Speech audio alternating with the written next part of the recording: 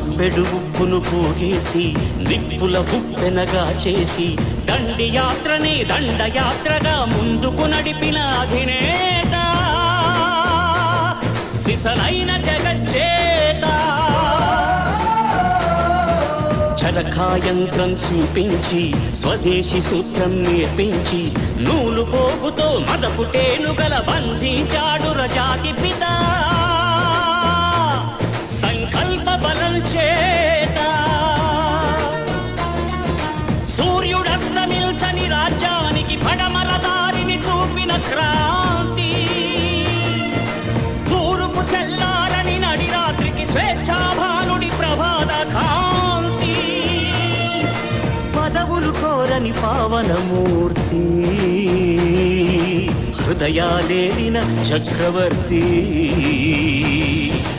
ఇలాంటి నరుడొకడి